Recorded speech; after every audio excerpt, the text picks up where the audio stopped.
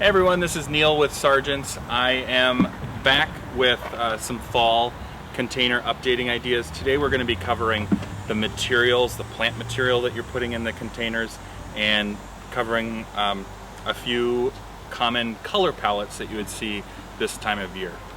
First, we'll start off with the garden mum. They are just starting to come into bloom.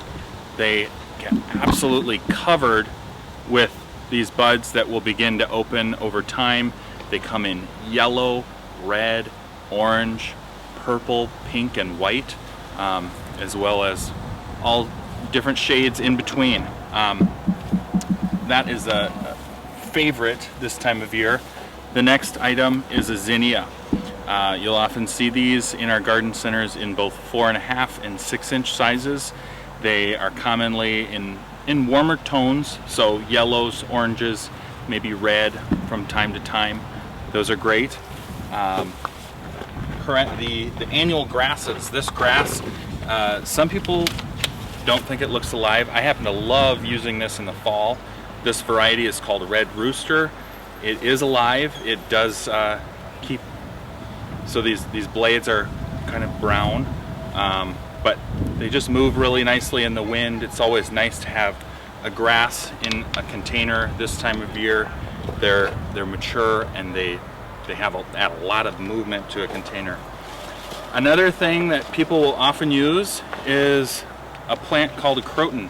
This is actually a house plant, but because of the bright colored leaves, people love to use these outside this time of year.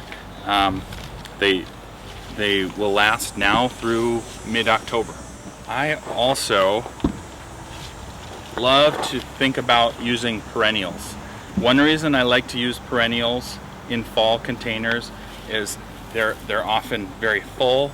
They look great. I mean, they really fill out the container, but you can use heucheras, you can use perennial grasses, things like allium or asters are starting to come into bloom.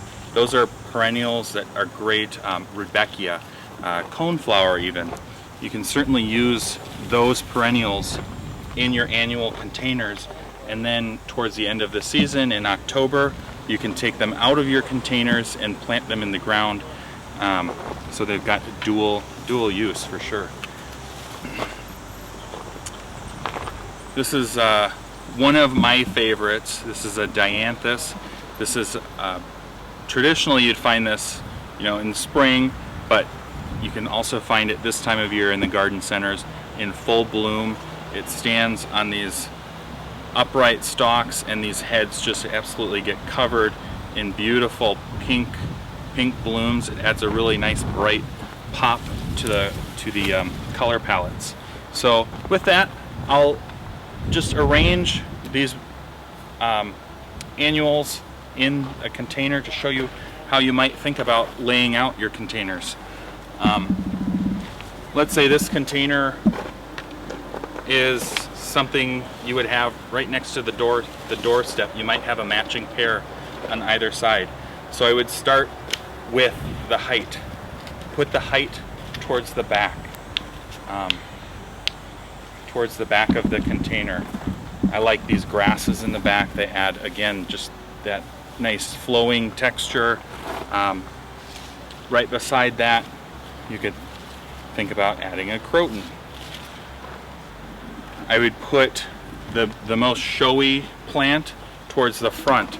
So that's going to be this beautiful garden mum in yellow. And you could pop that in right there. And then maybe just a little, the accent. So in this example, I'm using a zinnia. We'll pop that right in on the side there. That's quick and easy. And then I'll show you how to assemble. So this is a warmer color palette with the yellows and oranges. And I'll quickly show you how I would maybe assemble a cooler palette with purples and pinks. So again, I'm going to take that grass. In this case, this is a Cheyenne Sky. It's a perennial switchgrass. putting that towards the back of the container to give us some nice height. And then in front of that, I'm going to pop in some dianthus for color.